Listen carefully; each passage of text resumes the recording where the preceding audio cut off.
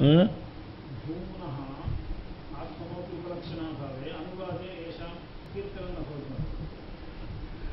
इसका मतलब यह है कि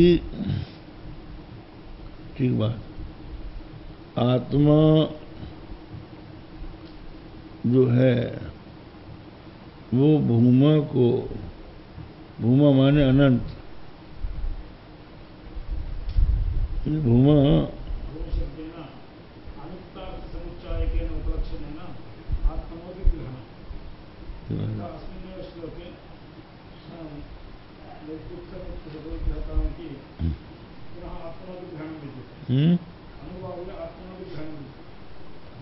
भूमा और आत्मा एक ही है, ये कहना है,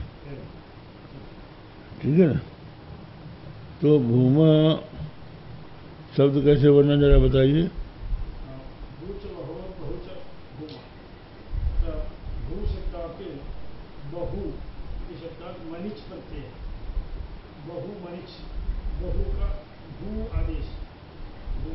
बहु के आगे मनिच प्रत्यय हुआ तो बहु को भू आदेश हुआ, तो भू मनिच, और भू मनिच में से इस संज्ञा हो गई तो भूमन बन गया, भूमन बन गया, और उसके एक वचन में नांत होने के कारण भूमा बन जाएगा। तो ये जो भूमा है, भूमा का अर्थ होता अनंत।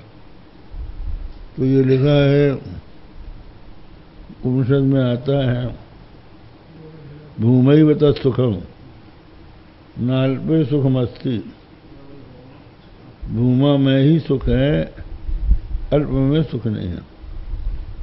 ये बात ठीक है, लोग अनंत में सुख ढूंढते हैं, थोड़े में मनुष्य संतुष्ट नहीं होता। तो आत्मा वस्तुतः भूमा है, तो उस भूमा में अल्पता आ गई, मतलब वो ब्रह्म से भिन्न जीव हो गया, जीवता उसमें आ गई, ब्रह्म से भिन्नता आ गई, और जगत की भी प्रतीति होने लगी, जगत की प्रतीति से सद्वितीयता आ गई, तो वो एक छोटा सा रह गया। तो उसकी जो विशालता थी, उसका जो भूमा हुआ था, वो ढक गया।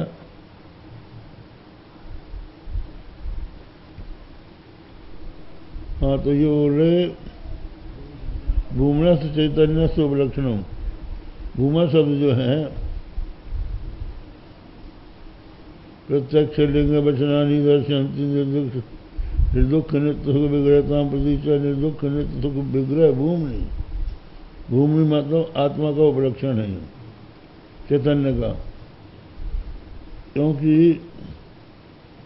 अन्यथा अनुवाद में फिर आत्मा को कहा है तत्कीर्तना योगा, तथा किम तथा निर्दुखेति, निर्दुखादि स्वरूप इसमें चैतन्याद्वयात्मनि, निर्दुखादि स्वरूप जो चैतन्य अद्वैत स्वरूप है, उसमें अनृत जड़ इत्यादि न उक्तम अल्पम, वो अनृत है, जड़ है इत्यादि जो अल्प है रूप, वो संभव नहीं है। वस्तुतः कथमपि न संभवती इत्यर्थः, अहंकार प्रमुखो जड़ प्रपंचो न तावत आत्मनो अन्यत्र सिद्धति। ये कह रहे हैं अहंकार है प्रमुख जन्म में, ऐसा जड़ प्रपंच वो आत्मा से अन्यत्र सिद्ध नहीं हो रहा है कि कहीं और जगह हो, आत्मा नहीं हो, तद्मानताया वक्षमाणत्वात्, आत्मा में ही वो बना है। कार्य से उपादानात् अन्यत्र अवस्थित अनुपत्ति, कार्य जो है वो अपने उपादान से अन्यत्र ठहर नहीं सकता। जैसे मिट्टी का कार्य घट है, तो घट मृत्तिका को छोड़ के कहीं नहीं रह सकता। जैसे स्वर्ण के आभूषण, कटक, मुकुट, कुंडल स्वर्ण को छोड़ के नहीं रह सकते। इसी प्रकार जगत का उपादान जो आत्मा है उसको छोड़ के ये जगत रह नहीं सकता, वो उसी के आश्रित है। तो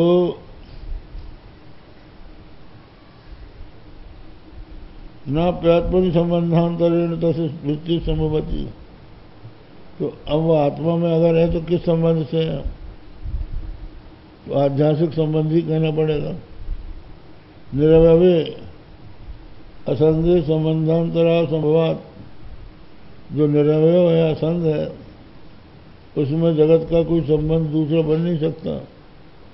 तादात्म्यं च वास्तवं विरुद्धयोर न संभवती। कहते हैं जो परस्पर विरुद्ध हैं उनमें सत्य वास्तव, सत्य तादात्म्य अभेद सिद्ध नहीं हो सकता। इसलिए तद विरुद्ध रूपम च आत्मना प्रत्यक्षा सिद्धमिति न कथमपि। आत्मनि प्रपंच से वस्तुतः संभव। तो ये बोलते हैं कि ये जो आत्मा का जो उससे विरुद्ध रूप है जगत जीवादि से, ये प्रत्यक्ष आदि से सिद्ध है, इसलिए आत्मा में ये सिद्ध नहीं हो सकता। इति भावा प्रतिज्ञातम अर्थम उपादेन प्रथमम प्रत्यक्षेण आत्मनो निर्दुख नित्य सुखताम दर्शयति। ये जो इन्होंने कहा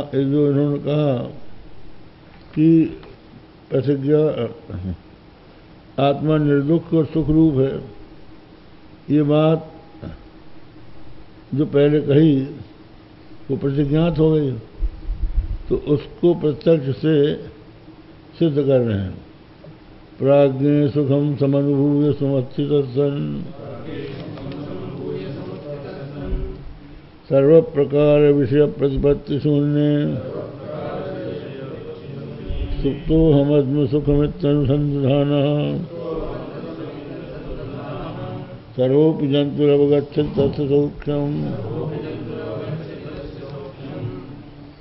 ये कहा यद्यपि सुख प्रत्यक्ष मात्रम आत्मस्वरूप सुखमेव विषयीकरोति तथापि अन्यथा सिद्धि शंका शून्यतया निर्दुःखादि सिद्ध्यर्थम च सौषुप्तिकम प्रत्यक्षम उदाहृतम यस्मिन् एकीभूतं सुषुप्तावस्थायां जीवोपाधिकारुष्य कलुष्याभावात् प्रकृष्ट प्रज्ञो भवति तस्मिन् प्रज्ञा भेद दशायाम इत्यर्थः। ये बताया कि सुख जहाँ भी प्रतीत होता है वह आत्मा का ही है, आत्मा ही सुख स्वरूप है। ये जागृत में भी होता है, जागृत में भी होता है और स्वप्न में भी होता है। तो वही बात आगे कहेंगे जो पहले भी हमने कही थी कि जब मनुष्य के मन में जागृत में किसी प्रकार की इच्छा का उदय होता है तो इच्छित पदार्थ की जब तक प्राप्ति नहीं हो जाती तब तक वो इच्छा